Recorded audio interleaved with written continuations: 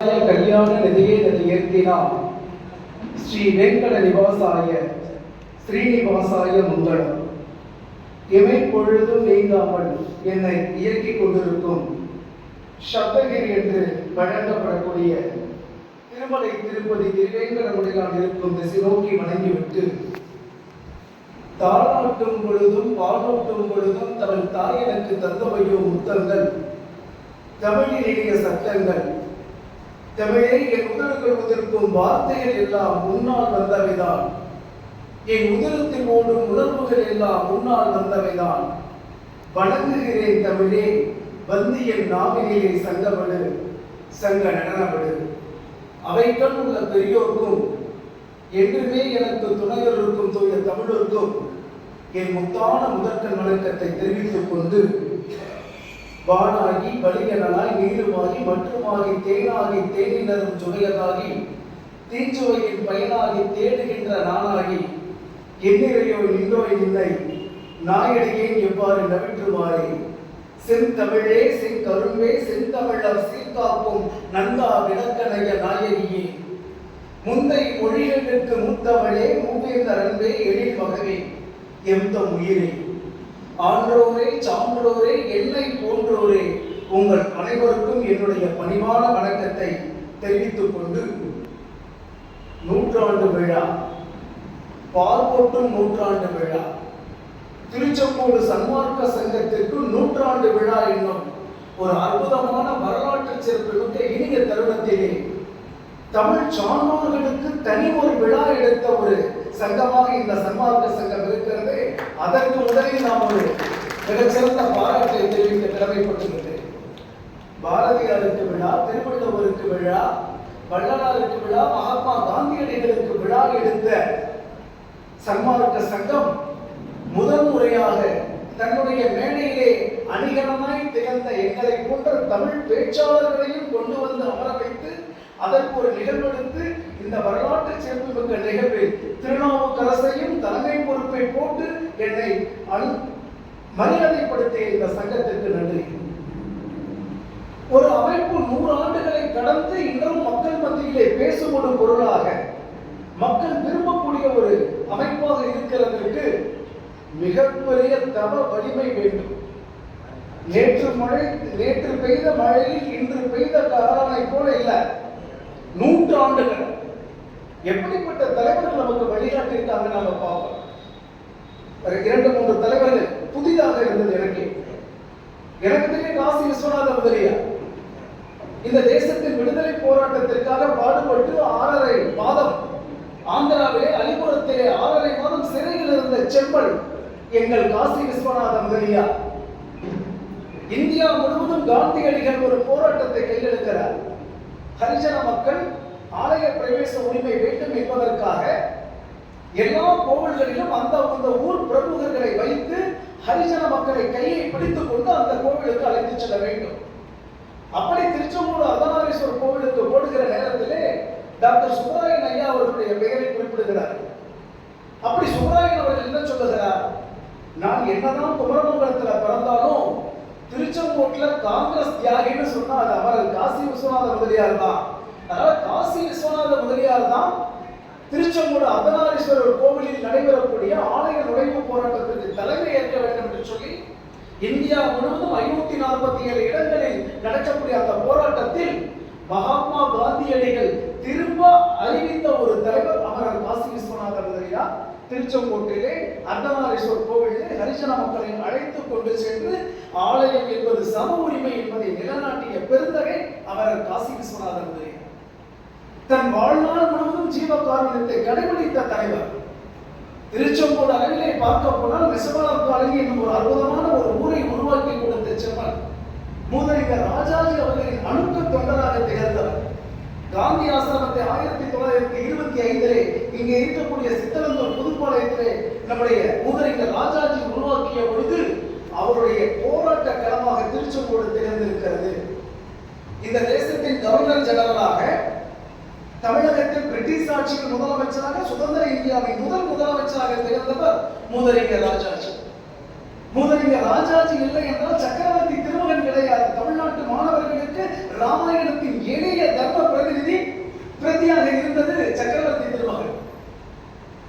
வியாசரை தொழுது மகாபாரதத்தை எழுதினார். வால்மீகியை வழிமொழிந்து ராமாயணத்தை உருவாக்கி காண்பித்தார். அப்படிப்பட்ட ராஜாஜி அவர்களுக்கு திருச்செங்கோட்டிலே ஒரு பிரதிநிதியாக திகழ்ந்தவர் அவர்கள் காசி விஸ்வநாத முதலியார். அவரை தொடர்ந்து பார்த்தால் டிவிஏ நடேசன் செட்டியார் ஐயா. அவரை பேசுவதற்கு நான் புண்ணியம் செய்திருக்க வேண்டும் என்று கருதுகிறேன். காரணம், டிவிஏ நடேசன் செட்டியார் திருச்செங்கோட்டின் வாரியார் என்ற மக்களால் போராட்டப்பட்ட ஒரு அற்புதமான ஒரு பெருந்தகை. தன்னுடைய 90 வயதிலும் கூட இந்த சமுதாயத்திற்காக, சைவ சமுதாயத்திற்காக, ஆன்மீகத்திற்காக, சன்மார்க்க சங்கத்திற்காக, தான் சேர்ந்த ஆயர் வைசிய சமுதாயத்திற்காக பாடுபட்ட செம்மல் டிவிஏ நடேசன் செட்டியார். RSS இயக்கத்துடைய வட்டார தலைவராக மிக அதிக காலம் பொறுப்பில் இருந்தவர். ஒரு பக்கம் தேசபக்தி, ஒரு பக்கம் தெய்வ பக்தி, ஒரு பக்கம் சமுதாய பக்தி என்று ஒரு தலைவர் எப்படி திகழ வேண்டும் என்பதற்கு சான்றாக விளங்கியவர் டிவிஏ நடேசன் செட்டியார். மறந்துவிட முடியுமா? ஏன் இவர்களை எல்லாம் சொல்லுகிறோம்? நடேசன் செட்டியார் அவர்களையும் காசி விஸ்வநாத முதலியாரையும் நாம் நினைவு கூற வேண்டும். அவர்கள் எல்லாம் வேறுகள். அந்த வேரிலிருந்து வந்த விடுதல்கள் தான் மதிப்புக்குரிய எங்கள் ஐயா பொன்னம்பலம் போன்றவர்கள், எங்களுடைய மதிப்புக்குரிய மாமா முருகேச முதலியார் போன்றவர்கள். முருகேச முதலியாரின் அப்பாவை நேற்று தான் பார்த்தேன். நான் அந்த ஆண்டு மலர் படிக்கும் போது தான் பார்த்தேன். எனக்கு தாத்தாவை பார்த்ததில்லை. நான் நேற்று பார்த்த போது நம்ம ஆம்பே கார்த்தி மாமாட்ட கேட்கும்போது சொன்னார், இதுதான் நம்ம மாமாவோட அப்பா, இவர் தான் காசி முதலியாருடைய தம்பி கையை தங்கவேல் முதலியார். அவரெல்லாம் இந்த சன்மார்க்க சங்கத்திற்கு உழைத்திருக்கிறார், பாடுபட்டிருக்கிறார். இந்த நேரத்தில் ஒரு விஷயத்தை சொல்லிட்டு நான் விடைபெற கொண்டிருக்கேன். தலைமை உரை என்பதால் இந்த விழாவுடைய நோக்கத்தை பற்றி சொல்ல வேண்டும் என்று ஆசைப்படுகிறேன். இந்த பாரத மணித்திருநாட்டிலே நாம் பிறப்பதற்கு புண்ணியம் செய்திருக்க வேண்டும். அமெரிக்காவின் மண்ணை எடுத்து டெஸ்ட் பண்ணா கோதுமை நல்லா விளையும் சொல்லி மண்ணியல் நிபுணர்கள் சொல்லுவாங்க. ஆஸ்திரேலியாவோட மண்ணை எடுத்து டெஸ்ட் பண்ணா கேரட் நல்லா விளையும் சொல்லுவாங்க. ஆனா இந்தியாவோட மண்ணை எடுத்து பண்ணா இங்க கோதுமை விளைகிறதோ கேரட் விளைகிறதோ தெரியாது. இங்கே ஞானிகள் விளைவர், ஞானம் விளையும், வேதிகள் விளைவர், வேதம் விளையும் என்றுதான் சொல்றது. பாரத மணித்திருநாட்டிலே பிறந்த ஒவ்வொரு ஆத்மாவும் தெய்வத்திற்கு நிகரானவர். சுவாமி விவேகானந்தர் சொல்கிறார். என்ன சொல்றார்? உலகெங்கும் தேடி தேடி பிரிந்து பிறந்து பிறந்து பிறந்து அனுபவப்பட்டு பக்குவப்பட்டு வேதனைப்பட்டு அந்த ஆத்மா மோட்ச நிலைக்கு, இறைவனுடைய திருமணி நிலைக்கு செல்ல வேண்டும் என்று இறைவன் முடிவெடுத்த பிறகு அந்த ஆத்மாவை பாரத தேசத்தில் பிறக்க வைக்கிறார் என்பது விவேகானந்தருடைய கூற்று. நல்லா புரிச்சுக்கோ. நாம ஏதோ பிறந்துட்டோம், ஏதோ திருச்செங்கோட்டில் இருக்கிறோம், ஏதோ இந்த சன்மார்க்க சங்க கூட்டத்தில் வந்து உட்கார்ந்து கூட இந்த பையன் குண்டா குள்ளமா கருப்பாந்து பேசிட்டு இருக்கிறேன்னு நினைச்சாதீங்க. இதெல்லாம் ஏற்கனவே தீர்மானம் செய்யப்பட்டது. இறைவன் எப்பொழுதும் எல்லா விஷயத்தையும் இதை எடுத்து இப்படி காமிக்கணும்னா இது ஏற்கனவே தீர்மானிக்கப்பட்டது. புரிஞ்சுக்கோங்க. ஒரு கையெடுத்து நீ சுரங்க போறேன், கையில ராக்கி ஆடுதுன்னு சொன்னா இது இறைவன் தீர்மானித்திருக்கிறார். அப்படியானால் சன்மார்க்க சங்கமும் வள்ளல் பெருந்தகையும் எப்படிப்பட்டவர்கள்? வள்ளல் பெருந்தகையை பற்றி பேசுவதற்கு புண்ணியம் செலுத்த வேண்டும், காதலுக்கு புண்ணியம் செலுத்த வேண்டும். ஏன் சொல்றேன்? இந்த உலகத்திலே எல்லாரும் ஞான கருத்துக்களை சொல்லும் போது மனிதனுக்கு ஞானம் முக்கியம்தான். அதை விட முக்கியம் அவனுடைய பசியை போக்குதல். பசி என்ற ஒன்று இல்லை என்றால் மனிதன் உயரவே மாட்டான். பசியில நினைச்சு பாருங்க. நாம் படுத்துக்கோம், அடுத்த வேளை சாப்பாடு பசிக்குதுன்னா தான் அதுக்கு சம்பாதிக்கணும், நம்ம குழந்தைங்களுக்கு கொடுக்கணும், நம்ம ஓடிக்கிட்டே இருக்கோம். பசி என்ற அந்த 2 இடத்தை மட்டும் பகவான் நம்மை படைக்கும் பொழுது மறந்திருந்தால், பசி என்ற ஒன்று இல்லை என்றால் வளர்ச்சி ஏது, முன்னேற்றம் ஏது, இவ்வளவு சிறப்புகள் ஏது? அப்ப அந்த பசியை கொடுக்கிறான். வள்ளல் பெருந்தகை சொல்கிறார், பசியை போக்கு. ஒரு மனிதனுடைய அடிப்படை விஷயம் பசி. அந்த பசியை போக்கு. அதன் பிறகு அவனுக்கு ஞானத்தை கொண்டு சொல்ல வள்ளல் பெருந்தகை. இந்த தேசத்துல மட்டும் ஏன் இப்படி இருக்கு? விவேகானந்தர் சொல்றார், அலர்சிங்க நாயனாருக்கு தன்னுடைய கடிதத்தை எழுதுகிறார். என்ன எழுதுறார்? அமெரிக்கா போய் அங்க இருந்து சிகாகோ மாநாட்டில் பேசின பிறகு தன்னுடைய நண்பருக்கு கடிதம் எழுதுகிறார். என்ன எழுதுகிறார்? நான் இந்த சிகாகோ மாநாட்டிலே பேசிய விஷயம் என்பது வேறு, இங்கே இருக்கக்கூடிய பத்திரிகைகள் அதை வெளியிட்ட விதம் வேறு என்று சொல்லுங்க. அப்ப அலர்சிங்க நாயனார் கேட்கிறார், அப்படி எல்லாம் பண்ணி பேசின அப்படிங்கும்போது விவேகானந்தருக்கு பதில் சொல்லியிருக்கார் கடிதத்துல. நான் போய் சிகாகோ மாநாட்டில் நின்று பேசும்போது சகோதரர்களே சகோதரிகளே என்று பேசியதை மட்டும் வேண்டும் என்றே பிரபலப்படுத்தினார்கள். ஆனால் நான் அப்படி தொடங்கவில்லை என்று தெரியாது. இந்த சன்மார்க்க சங்கத்தின் 100ஆண்டு விழா மூலமாக நான் உங்களுக்கு தெரியப்படுத்துகிறேன். விவேகானந்தர் சொன்ன விஷயம் அதுவல்ல. அவர் இயல்பான குணம். ஏன் பாரத நாட்டில் பிறந்தாலே எல்லாரும் சகோதரிகள். தாயை தவிர மனைவியை தவிர அத்தனை பேரும் தாய்க்கு சமம்னு சொன்ன நாடு இந்த நாடு. அப்ப விவேகானந்தர் என்ன சொல்றார், மூளை முடுக்குகளில் எல்லாம், பாரத தேசத்தின் மூளை முடுக்குகளில் எல்லாம் ஞானியர் பிறந்த தேசம் எங்கள் தேசம். வாழையடி வாழையாக வந்த திருக்கூட்டத்தின் பிரதிநிதியாக இந்த உலகம் முழுவதும் தேடி தேடி அலைந்தாலும் பார்க்க முடியாத சிறப்பை தன்னகத்தை வைத்துக் கொண்டிருக்கக்கூடிய சனாதன தர்மத்தின் பிரதிநிதியாக, பாரத தேசத்தின் வைத்தனாக உங்கள் முன்னால் என்று பேசிக் கொண்டிருக்கிறேன் விவேகானந்தர் சொல்றார். அதை சொல்லிட்டு ஏன் சொல்ல, அதுதான் இப்ப நம்ம கூர்ந்து கவனிக்கணும். திருநாவுக்கரசோட தலைமை உரையில நான் வைக்கக்கூடிய முத்தாய்ப்பான விஷயம் அதுதான். சுவாமி விவேகானந்தர் பரிவராஜக வாழ்க்கை வாழ்ந்து கொண்டிருந்த நேரத்தில் ஆந்திராவில் ஒரு வீட்டில் தங்கி இருக்கார். இரவு 11:30 மணி. அந்த வீடு விசாகப்பட்டினம், அதாவது பக்கத்துல ஒரிஷா, அந்த தாண்டி மேற்கு போவாங்க. அந்த கடற்கரையோடு இருக்கக்கூடிய ஒரு சின்ன கிராமம். கரண்ட் இல்ல, மழை பெய்கிறது, இடியுடன் கூடிய பலத்த மழை. பக்கத்துல கடல் இருக்கனால அவ்வளவு பெரிய எழுச்சியுடன் மழை பெய்கிறது. விவேகானந்தர் ராந்தர் விளக்க எடுத்து வச்சு ஏதோ எழுதிட்டு இருக்கார். அப்படி எழுதிட்டு இருக்க நேரத்தில் திடீர்னு அவங்க அம்மா ஞாபகம் வந்துருச்சு. துறவியராலும் துறக்க முடியாத உறவு தாய் மகன் உறவு. இவருக்கு அம்மா நினைப்பு வந்துச்சு. ஐயோ, மேற்கு வங்காளத்துல அந்த கல்கத்தா நகர்ல எங்க அம்மா புவனேஸ்வரி மாதா என்ன நினைச்சிட்டு இருப்பாளோ, அங்கேயும் இந்த மழை பெய்யுமே, கடற்கரை ஓரங்கள்லாம் அங்கேயும் மழை பெய்யுமே, எங்க அம்மா என்ன நினைச்சிட்டு இருக்காளோ, மொத்த பிள்ளையை பத்தி இந்த மாதிரி பரிவராஜக வாழ்க்கை போயிட்டானே அப்படின்னு அவ என்ன நினைச்சு அழுதுட்டு இருப்பா. அந்த வீடு ஒழுங்குமே, என் அம்மா சாப்பிட்டுருப்பாளா, அங்க கரண்ட் இருக்காதே, என்ன பண்ணுவோம்னு ஏங்கி தவிக்கிறார். அந்த தாய் அன்பு, அந்த தாய் நினைப்பு அவரை போட்டு வருத்தி எடுக்குது. கொஞ்ச நேரம் பொறுத்தால் அதுக்கப்புறம் முடியல. ராந்தர் விளக்கு அப்படியே வச்சுட்டு அந்த வீட்டினுடைய உரிமையாளர் போய், தம்பி நான் உங்ககிட்ட விடைபெற்றுட்டேன், நான் உடனடியாக கல்கத்தா போகணுங்கிறது. வீட்டு உரிமையாளர் பதறாரு. நரேந்திரா எதற்காக இப்படி பதறுகிறா என்று கேட்க. அப்ப அவருக்கு பேர் விவேகானந்தர் நரேந்திரன். எதுக்கு இப்படி பரபரப்பாக? என் அம்மா ஞாபகம் வந்துருச்சுப்பா, என் அம்மாவை போய் நான் பார்க்கணும்ப்பா. இவ்வளவு மழையில போக முடியாது. இல்ல, என்ன நடந்தாலும் சரி எங்க அம்மா உடனே நான் போகணும். எப்போ அடுத்து ஒரிசா, அடுத்து மேற்கு வங்காளம், நீ நடந்து போனா கூட 1 வாரம் ஆயிடும்பா, நீ போய் அம்மாவை பார்க்க முடியாது. இங்க இருந்து பிரார்த்தனை பண்ணு. பிரார்த்தனை பண்ற அளவுக்கு ஏனோ தெரியல, என் மனசு இப்ப எல்லா தன்மையும் பற்றி இறங்கி தாய் போசன் ஒரு தாய் அன்பை ஏங்குகிற சிசுவாக இருக்கிறதுன்னு கெஞ்சல. அவ்வளவுதானே, உன் அம்மாவை பத்தி நீ தெரிஞ்சுக்கணும், அவ்வளவுதானே. ஒரு நிமிஷம் அந்த லாந்தர் விளக்க பெற்றுறாரு. லாந்தர் பெற்றாங்க. கையில ஒரு தடி எடுத்துக்கிட்டு இவரை கூட்டிக்கிட்டு ஒரு சின்ன துண்டை அப்படியே பிடிச்சிட்டு அப்படியே கூட்டிட்டு போறாரு. விவேகானந்தர் ஏதோ நமக்கு ஏதோ ஒண்ணு கிடைச்சா போதும் பின்னாடி போறாரு. நேரம் போய் பார்த்தா சுடுகாடு. சுடுகாட்டிலே பிணம் எரிக்கப்பட்டுக் கொண்டிருக்கிறது, மழை பெய்து கொண்டிருக்கிறது. இவங்க 2 பேரும் போறாங்க. விவேகானந்தர் அப்படியே நெஞ்ச பிடிக்கிறது. குறிப்பான உணர்த்துறாங்க, அந்த அம்மா போயிட்டாங்க, குறிப்பான உணர்த்துவாங்க. சுவாமி என்ன சொல்றீங்க, அம்மாவுக்கு என்னாச்சு? ஒன்றும் இல்லப்பா, நீ வா அப்படின்னு கிட்ட போறா.